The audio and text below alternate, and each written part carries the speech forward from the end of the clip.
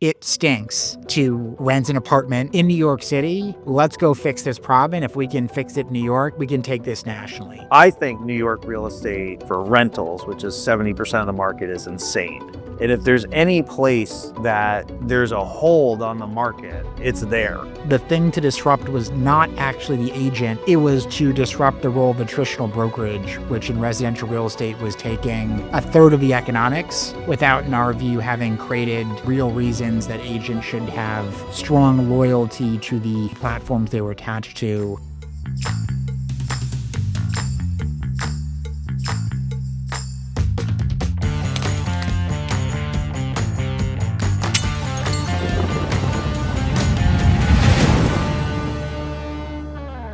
Hi, and welcome to Seem Like a Good Idea podcast. I'm your host, Mike Russo, and this is where I dive into the key decisions that shape the careers of some of the world's top executives, entrepreneurs, and investors, exploring the outcomes of ideas that seem great at the time.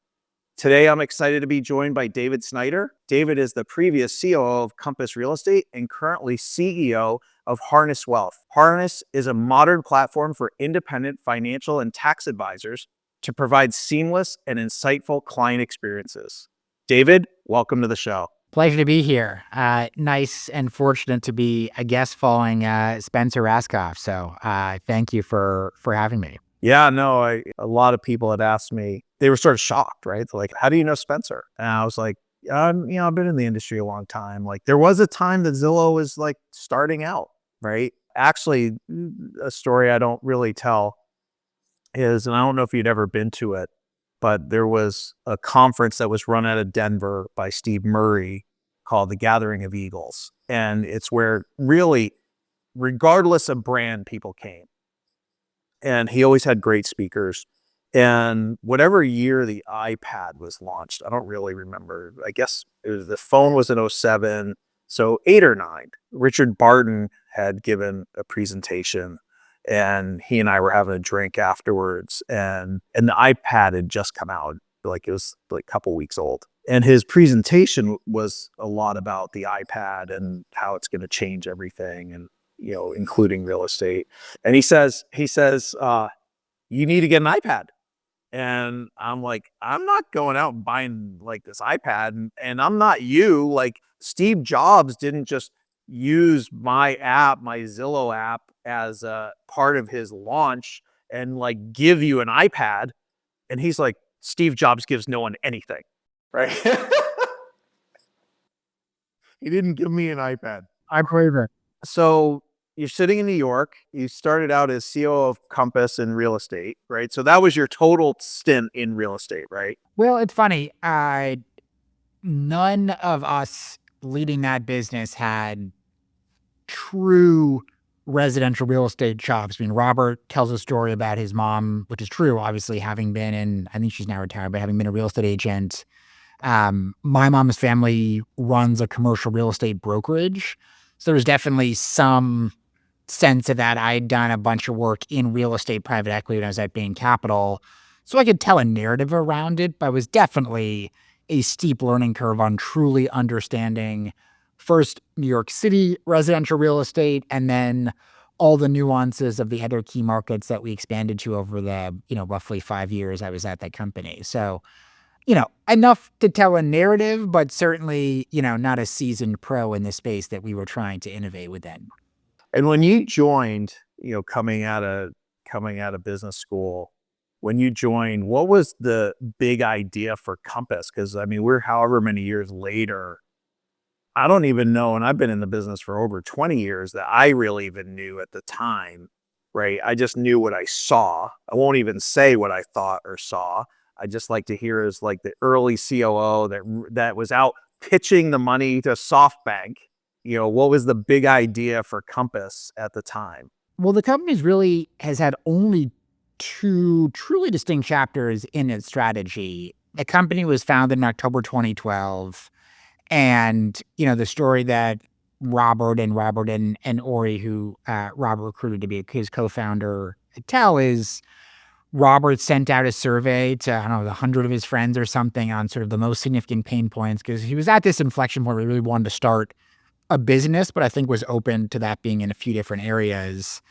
And most New Yorkers, at least New Yorkers sort of in that young professional phase of Robert's cohort, were like, it stinks to rent an apartment. I mean, Mike, we were talking about this before. Your son has just gone through this a few times in the last couple of years in New York City. Let's go fix this problem. If we can fix it in New York, you can make it here, you can make it anywhere. We can take this nationally. And so the original model of Urban Compass was to develop enough scale, first in rentals and then in sales, that you could displace the traditional agent with what we call the neighborhood specialist.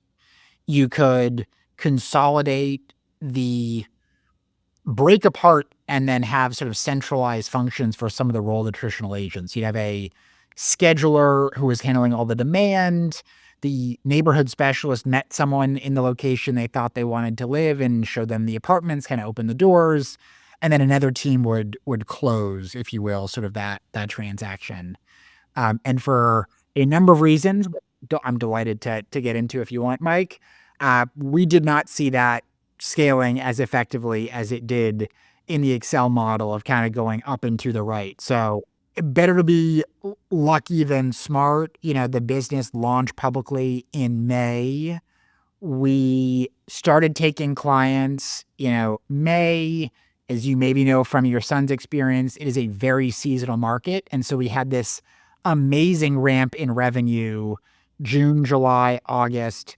We closed a $25 million Series A round of investment early September. And you already sort of saw the decline in revenue as the, seasonality of the rental business declined. But we had enough capital that allowed us to make the pivot we sort of already felt we wanted to do in that, late summer of 2013, which was the thing to disrupt was not actually the agent who it turned out, lots of clients, especially higher value clients, actually liked. It was to disrupt the role of a traditional brokerage, which in residential real estate was taking, at that time, roughly similar now, a third of the economics without, in our view, having created significant competitive advantages and real reasons that agents should have strong loyalty to the quote unquote brands or platforms they were attached to share that much of the work that they were putting in as essentially a small business owner, a kind of nine contractor business owner, in serving their clients. So there's a lot to unpack there. So I'm going to start, as you said multiple times, my son. So my son, I think New York real estate for rentals, which is 70% of the market, is insane, right? And if there's any place that there's a hold on the market where it's brokers and agents, and it's there. And I have a friend there that started a prop tech startup called Block A. He's there now, right? Where he's diminishing the role of the agent and saying, hey, like, Mr. Landlord, come put your property with us. We've built all this technology. It's slick as hell. People can like go in and self-tour if it's vacant. We're paying the tenant to show it, right? If it's not, but everything can be done from your phone, and it is awesome, right? It's brutal. It's brutal for them to get any traction. Then you have my son. He's on his third apartment in 2 years. He got his first apartment, then they went to the next one. The fees, I think they pay 12%, 12 to 15% to pay the agent. That all they did was like open the door, make them sign the most egregious documents I've ever seen in my life. I even, on his current, the current one, the one before that, I actually, because I'm a broker in the state of New York, I'm a broker in 4 states, right? Mm-hmm. And I called the broker and I said, I'm signing this as a parental guarantee. I should have the right, if something happens, to be notified. This says that there is no right for me to be notified. So that's what it says. So it's against the law. Well, I'm not a lawyer. I'm like, you're a real estate broker. Like, you're supposed to know the basics of like the transaction. No, I don't care. If you don't want the apartment, don't sign it. I get 10 other people. Well, I'll go on that for a second. What in that aspect, in all your time in New York, how long have you been in New York? I moved here initially in 2009 when I joined Bain Capital. Got it. So, 15 years. So what have you seen, whether you did it at Compass or saw there, where it's like a company that was trying to help improve that situation for the consumer, that, man, that seemed like a good idea, but like in your experience, whether you were intimately involved as part of Compass or just a bystander watching, like what didn't seem to work out? Yeah, I mean, I think so I can say what didn't work out for us, and I think there are a lot of others that, didn't pivot successfully out of kind of that same observation that anything that is painful ought to be innovated upon. I think for our experience, and again, it shifted a little bit because now, with some of the changes in rules in New York, like it's not supposed to all be tenant paid, so there should be a little bit more burden on the landlord, et cetera, though it doesn't always play out that way. A lot of the unique attributes of the US residential market, and this extends all the way through the sales market nationally, though is particularly pronounced in New York. When you have a dual agency representation, it makes it really difficult to disrupt because whoever gets that exclusive is incentivized to get a deal done in a way that's going to maximize price balanced to maximizing fee to that agent. And so better if that representing agent gets someone who comes in the door without an agent and can charge them 12 or 15% without splitting it with another broker. They can't do that. They at least want to maximize it at 15% and take their 7.5 or just shy of the 8.33 of 1 month's rent. And so the challenge is if you're building a consumer facing business and you don't have disproportionate proprietary supply, really hard, because what we found is like those listing agents don't really want to interface with that renter's broker who's trying to cut the fee in half, even if it's just their fee and not the, exclusive agent fee. So that's been a challenge across the board. I mean, you've got big international businesses like a Purple Bricks that was very successful in the UK that tried a number of years ago to break into the US market, was not successful. There's a business that Jack Ryan, who was a Goldman partner, started called Rex that was also trying to disaggregate this dual agency model and have it all be proprietary. That may have been successful, but I don't think it's sort of gotten the lion's share out there. There was one business. It died. Yeah, I think it did. I No, didn't no, it want to. died. But like, I actually want to stop on there for a second because Rex, I remember when Rex came out, right? We'll sell your house for 2%. We're not going to use the MLS. There's no co-broke. And I remember seeing it at the time and I was like, this is the dumbest idea ever. Right. And then it's actually a pretty good just overall of businesses today. I mean, there are really, their cap table was loaded with, really legendary entrepreneurs that had big exits, right? And this is this aspect of, how things, for like you said, if it's painful enough, I like that, right? If it's painful enough, it should be iterated upon to improve. And so what's interesting is if they had hung around long enough for everything to play out with what's happened with NAR, like they'd be okay now, right? But at the time, what happened was they went and said, we're awesome. Like, you go to their website, they're like, we're technologists. We can find buyers, right? And then, but all their listings were going on Zillow. So, and then when Zillow, around the time of COVID, I don't remember if it was pre or post, changed that for sale by owners got broken out into its own tab, their ability to all of a sudden find buyers like fell through the floor. I didn't realize that makes sense though. And so what happened is that, and this should be a lesson to anybody that, in conversation, whether it's this business, any other business, is the fact that they needed Zillow to actually find their buyers. Like, they had a massive platform risk, right? And it's the platform risk that ultimately killed them when, the bigger company makes a change. It doesn't have to be Zillow. It could be any business. It could be Facebook, right? Like they change, and or Apple, like, all the companies have been affected of not being able to get data on people to advertise, right? So quick question.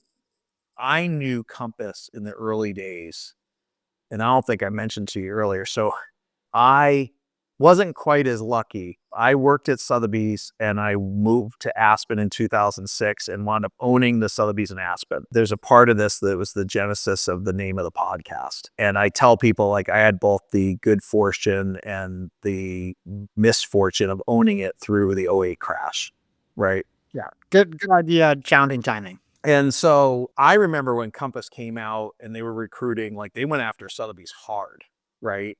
And being a very high service model, right? Like, what I knew on the street anyway, was the recruiting was like, come to Compass because we have all these different services and we're your salespeople. We're gonna make sure you can be salespeople, and we've got the staff that's gonna, do that. Is that also something that looked good on a spreadsheet on, like, up and to the right, and as your time as COO, CFO didn't work? That is a more nuanced question. I think that Compass's rapid scaling required venture subsidization.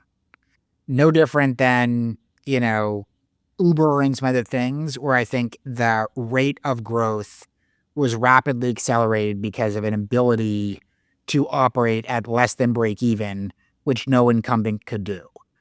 So with Compass, you had the ability to offer upfront 1 year, 2 year, whatever, more favorable splits than the incumbents. Always having, I think, a better set of technology resources, but then on top of that, also, if I just interviewed actually for the team at Harness, I did a Q&A because I like to bring in interesting external speakers to share insights with our team.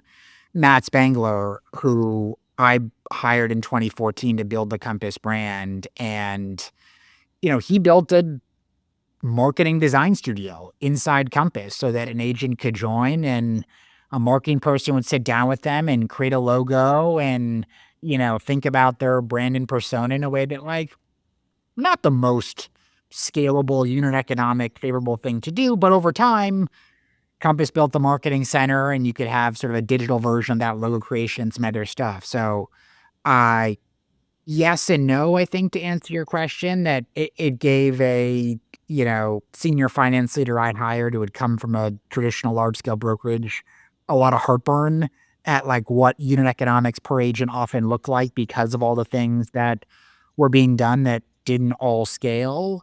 But most of them were along a trajectory that made sense. I think the challenge for Compass or anyone scaling residential real estate businesses vis-a-vis like what we're doing at Harness on the tax side is just it's hyper localized. And so it made it challenging from an economic standpoint. Again, similar in some respects to localized services like food delivery, food, et cetera, but with the element of like celebrity production units, almost, great restaurants, maybe in like a DoorDash analog. There were big investments to get, the office in this new location in a place that you could get the star agent who you maybe had to give an offer to that in and of itself was not going to make for great economics in that market, but would be helpful in recruiting the next 10, 20, 100 agents, et cetera. So, um, that is a very hyper localized market. Hyper meaning just because you have great agents in Beverly Hills doesn't mean that that checks the box for Malibu or for Brentwood, or even for Venice. So, there's a need for sheer gain and provenance in a lot of places that made it harder to scale. But now, as the largest brokerage by sales in the country, I think that benefited the business because it has that scale and has that unified overall. I think the agent, there's a lot of criticism, of course, by the competitors, right? In relation to the 1 and 2 year contracts that you're talking about with the agents. I actually thought it was brilliant, right? And I'll tell you why. My very, very early career, when I worked at Coldwell Banker and Sotheby's, the NRT was acquiring brokerages. Mhm. And I was a part of multiple of those transactions where even when an affiliate bought a brokerage and an affiliate goes in and they buy out the owner, right? They get some payout and then you do some big announcement for the agents, right? And the biggest fear, always, always the consternation all the way up, both to the announcement and after, was retention, right? And you knew like the minute it was out, and then it was always so like really, really hard to keep it hush hush of like, because the competitors in the hyper local market would pounce, right? I thought the strategy of like going direct to the agent and paying them, much like, a financial services firm pays a financial advisor to move. I thought that was brilliant.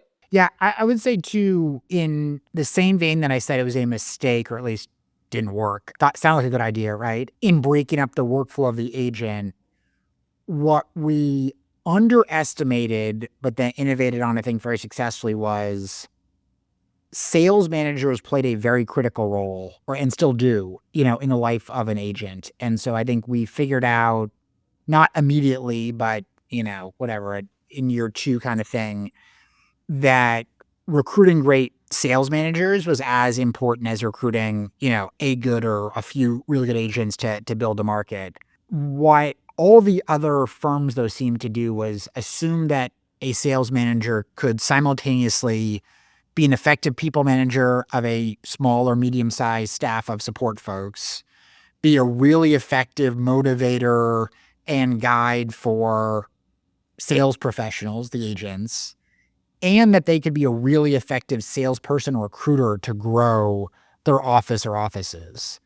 And for the first couple of years, our recruiter was just Rob Refkin, the CEO. But when we, raised our Series C and IVP sort of said, hey, you really have to build an institutional quality sales force, and we started doing that, bifurcating the role of the sales manager in motivating and supporting an agent in an office from they are solely responsible for recruiting and growing was immensely valuable. And having that dedicated sales team to go out and recruit, and not just relying on the sales manager to do 3 things or 4 things very well simultaneously, was instrumental in the speed of growth.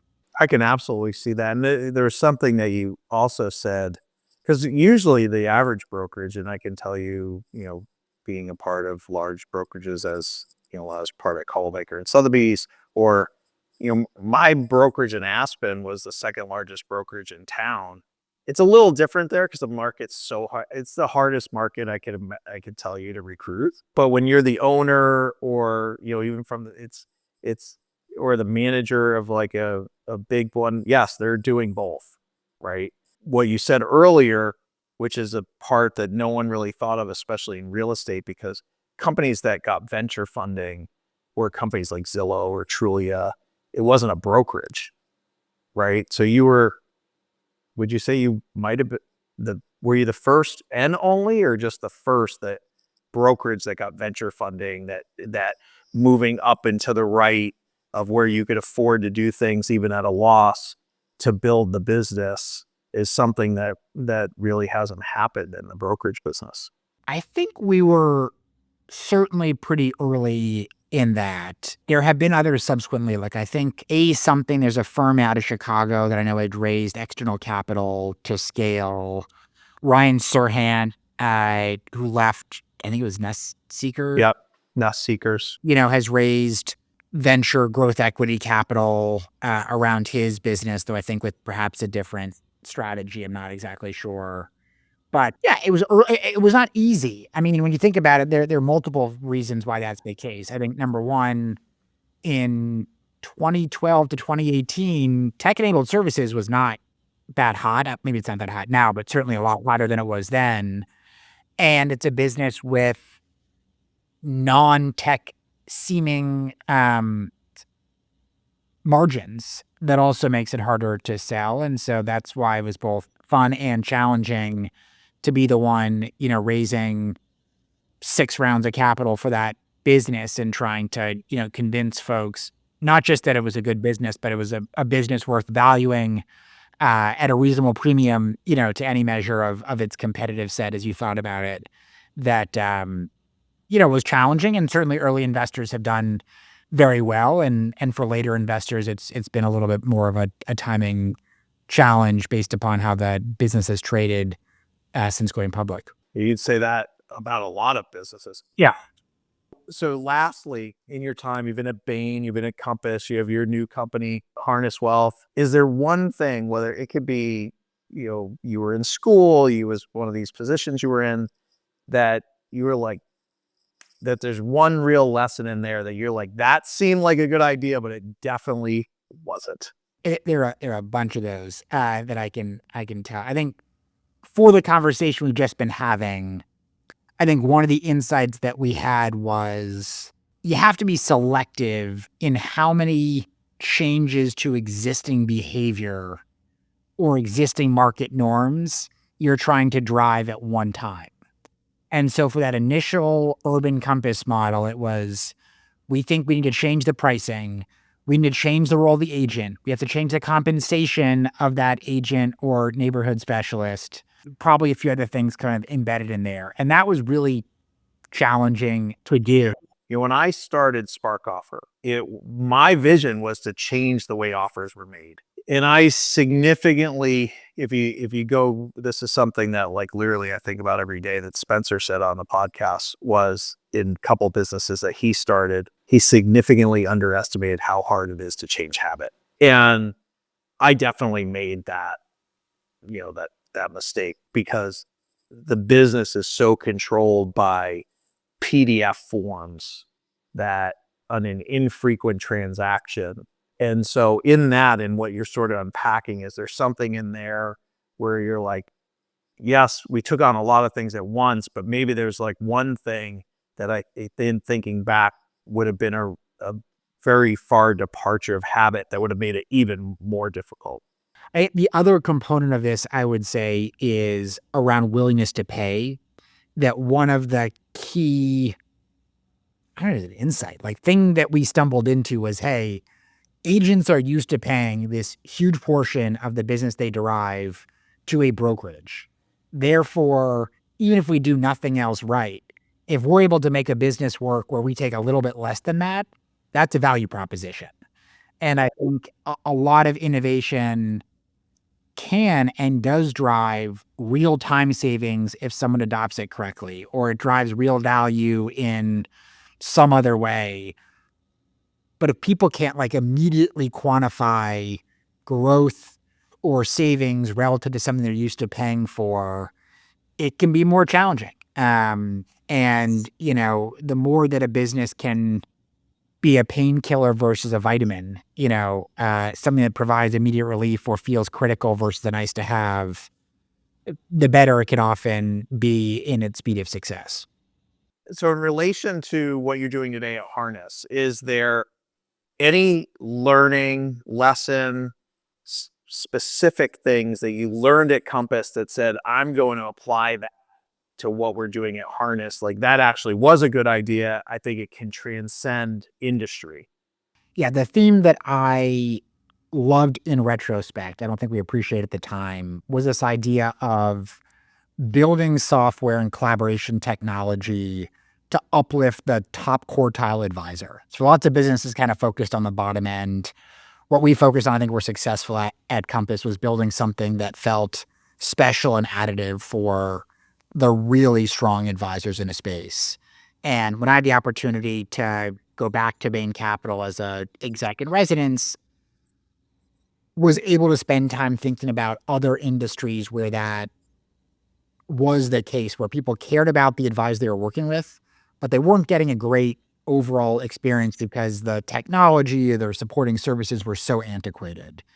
And that was the case in spades in the tax and to a large degree, financial advisory space. And so have tried to draw a lot of lessons and really build in this sort of tax financial intersection a far more seamless and collaborative experience between great CPAs or FAs and their clients in ways that people don't currently expect, but probably should from this experience that's hugely impactful in their financial lives in the same way that the process of buying or selling a home is hugely impactful and felt a little bit too pen and paper, plus Zillow in a very disconnected way, a decade ago, and in some respects still does. Well, I know from my personal standpoint, I have a New York accountant and I have, had multiple financial advisors, probably too many, right? What I would say as a consumer of those services is if your new company is focusing on how to better communicate with the customers, And, the cool thing about where we are today that we weren't, 2 years ago is now you can create AI that helps push that along, right? That's in my mind, that's the biggest pain point. Like, why are you underperforming the general market? The main reason somebody hires somebody is to have security and at least perform as well. So, well, this has been great. I enjoyed meeting you. Thanks for spending 30 plus minutes with me. It's really fun. My pleasure. We'll get together when I come to New York next time. Look forward to it.